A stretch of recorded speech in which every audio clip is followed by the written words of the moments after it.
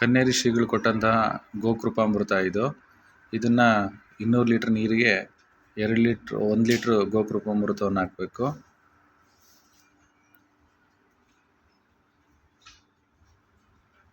ಈ ರೀತಿ ಹಾಕಿ ಆದಮೇಲೆ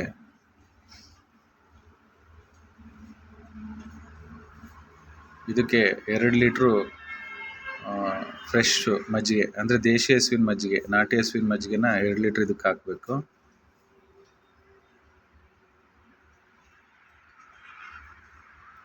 ಇದಾದ ನಂತರ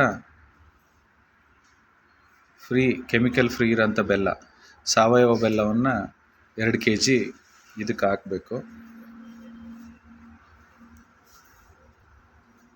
ಇದು ಕುಟ್ಟಿ ಪುಡಿ ಮಾಡ್ಕೋಬೋದು ಅಥವಾ ಚಿಕ್ಕದಿರೋದ್ರಿಂದ ಹಾಗೆ ಹಾಕಿದ್ರು ನಡೆಯುತ್ತೆ.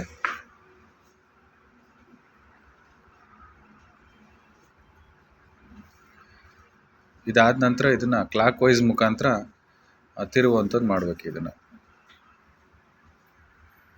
ಅಂದರೆ ಬಲಗಡೆಯಿಂದ ಎಡಗಡೆವರೆಗೂ ಕ್ಲಾಕ್ ವೈಸ್ ಮುಖಾಂತರ ತಿರುತ್ತಾ ಇರಬೇಕು.